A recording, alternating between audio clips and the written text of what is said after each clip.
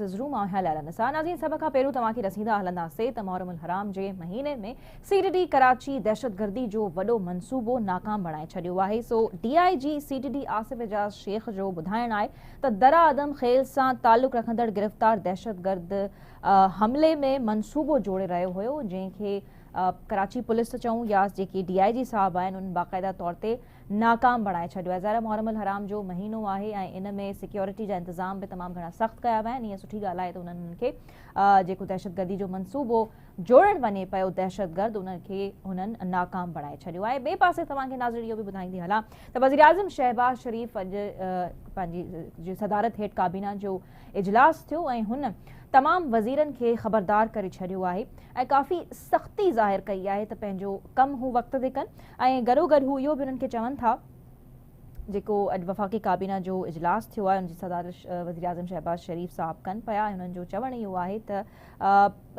जेकी IMF सां ॻाल्हियूं हलनि थियूं या छुटकारो हासिल करण जे लाइ असांखे कुझु न कुझु करिणो पवंदो ऐं कुझु न करणु जेको आहे उहा नाइंसाफ़ी वारी ॻाल्हि हूंदी। त ॿिए पासे इहो बि चवनि था त करप्शन खे कंहिं बि सूरत में बर्दाश्त न कंदासीं ऐं असां वेठा हूंदासीं त कमु किथां थींदो। सो वज़ारतुनि खे पंहिंजी कारकर्दगी बहितर करणी पवंदी ऐं उन्हनि ते उन्हनि काफ़ी सख़्ती जो इज़हार कयो त जेके बि वज़ारतूं आहिनि उहे कमु कनि ऐं जंहिं बि वज़ारत कंहिं कम में कोताही कई त उनखे बर्दाश्त न कयो वेंदो।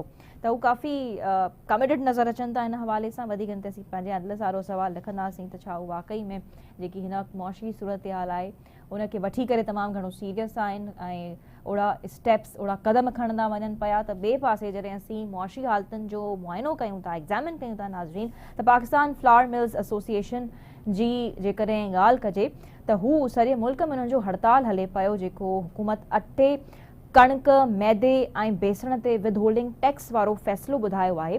सो फ्लावर मिल्स एसोसिएशन जो मुतालबो इहो आहे त इनखे वापसि वरितो वञे जंहिंजे नतीजे में हू सिरापा एहतजाज आहिनि।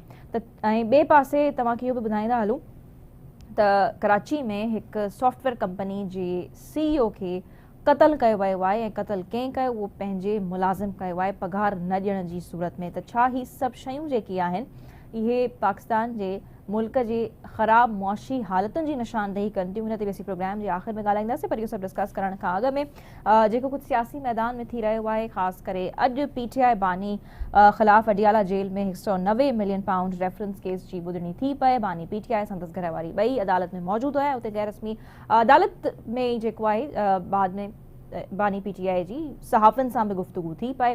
उन्हनि वरी उहे ॻाल्हियूं दोहरायूं त मुल्क जो जेको हल आहे उहो फ्री एंड फेयर इलेक्शंस में लाइ करे तो इहा उन्हनि ॻाल्हि कई पए। गॾोगॾु नैब तरमीम ख़िलाफ़ कलअदम करार ॾियणु जेकी पंहिंजो तरमीमनि वारो केस आहे उन में बि हुननि अॼु तहरीरी जवाबु जमा कराए छॾियो आहे ऐं चवनि पिया त चीफ जस्टिस कादी फ़ाइज़ ईसा साहब हुननि जे केसिस जी ॿुधणी न करे। त छा मक़सदु आहे इन ते वधीक असीं गुफ़्तगू कंदासीं। सो हिन वक़्तु स्टूडियोज़ में मूंसां मौजूदु आहिनि सीनियर साफ़ीदत जा निगार मोहसिन बबर साहब। मोहसिन साहब अस्सलाम वालेकुम, वेलकम टू द शो। सो मोहसिन साहब सभ खां पहिरीं असीं शुरूआति कयूं था दहशतगर्दी जा जेके वाक़िया थियनि था वरी ख़ैर उन्हनि खे नाकाम बणायो वञे पए पर ॿिए तरफ़ वज़ीर आज़म शहबाज शरीफ़ साहब जी जेकॾहिं असीं ॻाल्हि कयूं अॼु काबीना जो इजलास थियो उन्हनि सदारत कई पए हू पंहिंजे वज़ीरनि खे वॾो ख़बरदार करण जी कोशिशि कनि पिया काफ़ी सख़्ती एक्सप्रेस कई